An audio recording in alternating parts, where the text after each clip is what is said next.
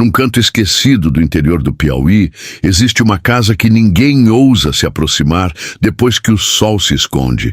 Não tem placa, nem nome no portão, só silêncio. Dizem que quem escuta os sussurros das crianças vindo daquela casa nunca mais dorme direito.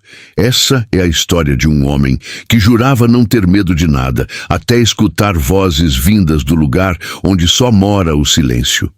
O sítio era conhecido como Folha Seca, mas depois da tragédia, o povo da região passou a chamar o lugar de outro nome, a Morada do Silêncio.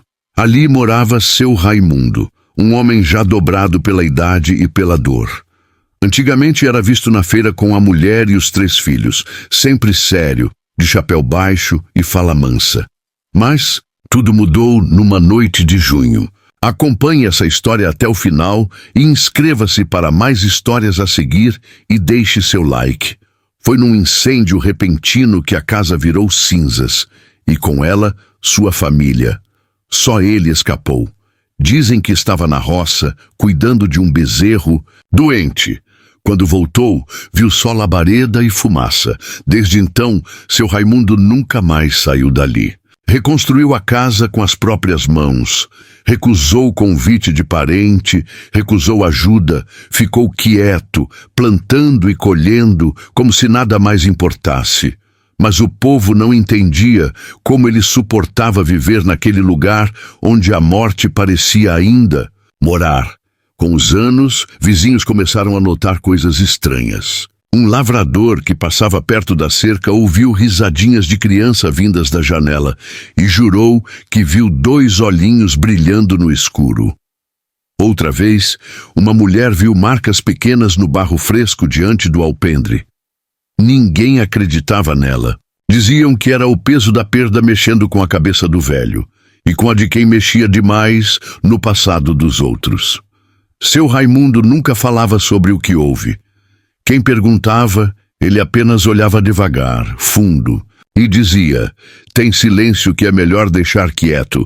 Foi então que apareceu Valentim, um caminhoneiro dos brabos, acostumado com estrada ruim, assombração e história mal contada. Numa madrugada abafada de outubro, o pneu da caminhonete dele furou bem na estrada de barro que passa rente ao terreno do velho Raimundo. Desceu, lanterninha na mão, e começou a trocar o pneu. Só que, no meio da escuridão, ouviu uma melodia, baixinha, como uma cantiga de ninar. Valentim congelou. Não tinha rádio ligado, nem viva alma por perto, só a casa. E aquela música saindo da janela da sala. Curioso e arisco, ele foi chegando mais perto, um passo de cada vez. Quando espiou pela janela, o sangue gelou. Lá dentro, viu seu Raimundo, parado, na cadeira de balanço, imóvel. Mas o estranho era o que o cercava. 3 crianças que não estavam vivas. Elas sorriam, com olhos vazios, e um fogo azul ardia debaixo da cadeira. Sem fazer barulho nem fumaça, Valentim largou a lanterna e correu, descalço, pelo mato, pelas pedras. Correu até encontrar o primeiro boteco na beira da estrada, já com o sol começando a nascer. Com a respiração cortada, ele só conseguiu dizer: a casa está viva. O dono do bar olhou para Valentim com aquela cara de quem já ouviu doido falando de assombração. Mas quando viu os pés do caminhoneiro cheios de espinhos, os olhos arregalados e a voz embargada, pensou 2 vezes antes de rir. O homem não estava inventando. Alguma coisa tinha acontecido. Ele ficou ali umas 2 horas, sem conseguir tocar, na xícara de café que o dono colocou para ele. Depois pediu um telefone emprestado, ligou para a empresa avisando do atraso e disse que ia dormir um pouco na boleia. Mas não conseguiu pregar o olho. Naquela manhã mesmo, a história se espalhou. O povo, curioso e medroso, foi cochichando pelos cantos. A casa tá viva, virou sussurro de feira. E como todo segredo no sertão, aquele zunido ganhou pernas. Mas ninguém teve coragem de ir lá conferir. Foi só dias depois que apareceu um tal de José, um senhor de fala arrastada, botânico aposentado, desses que adoram coisas esquecidas. Ele disse que já tinha ouvido falar do sítio Folha Seca e resolveu visitar. Chegou de bicicleta, com um chapéu de aba larga e um caderninho de anotações. Não se assustou com os avisos, nem com os olhares atravessados. Disse que o povo do sertão confunde saudade com assombração. Foi sozinho. Na beira da cerca, o vento soprou forte. O mato seco fazia barulho, como se a gente andasse escondida. José observava tudo: o tipo da terra, o formato das árvores, a ausência de pássaros. Quando chegou perto da casa, notou que a porta estava entreaberta, e então ouviu um assovio. Não, era humano. Foi como se o próprio chão tivesse soltado o som. Ainda assim ele entrou, chamou: "Seu Raimundo?" Nada. A sala estava escura, mesmo com o sol alto. Um cheiro de queimado misturado com alecrim tomava o ar. A cadeira de balanço no canto ainda rangia, mas vazia. Ele deu mais um passo e escutou uma gargalhada de criança, vinda do quarto. De repente, a porta bateu sozinha. A temperatura caiu. O velho botânico sentiu a espinha arrepiar. Tentou abrir a porta de novo. Trancada. E da escuridão começaram a surgir sussurros. Vozes finas, chamando: "Vem brincar com a gente, titio!" José caiu de joelhos, o caderninho tremendo na mão. Lá de dentro, viu vultos pequenos correndo entre os cantos. E no meio deles, a figura de seu Raimundo, com os olhos completamente negros. Ele dizia: "Não tá mais sozinho agora." E sorriu. Foi nesse instante que José gritou. Um grito que ninguém ouviu, porque o vento naquele dia levou o som para dentro da terra. Quando abriram a casa dias depois, encontraram o caderno caído no chão, com uma única frase escrita à mão: "A dor cria morada onde o tempo se recusa a passar." Mas de José nunca mais se soube. Quando Valentim alcançou a cerca da propriedade, o silêncio era tão denso que parecia gritar nos ouvidos. Nem grilo, nem coruja. O mundo ali parecia suspenso no tempo. Ele ajeitou a lanterna que já falhava e caminhou devagar pelo mato ralo, em direção à casa. O farol do caminhão, ao longe, lançava um brilho débil, mas a casa parecia absorver toda a luz.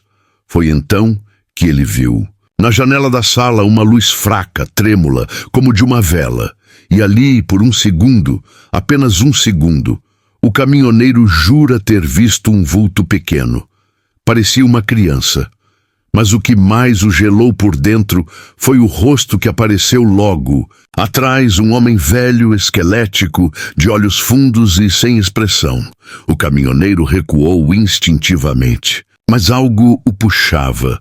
Curiosidade, imprudência, um medo paralisante misturado com a sensação de que algo precisava ser descoberto ali.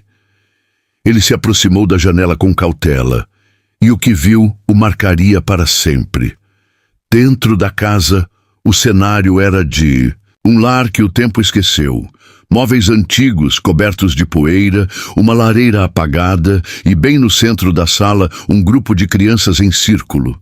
6 ou 7, paradas, de costas, cantando baixo, uma cantiga de ninar.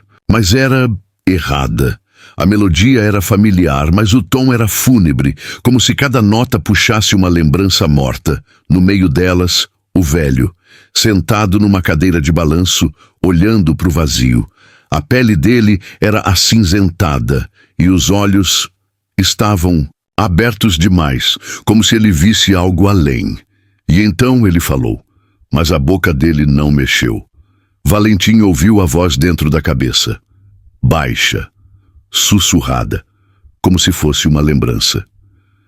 Eles não foram embora. Eles ficaram para brincar comigo. Valentim tropeçou para trás, caindo na lama.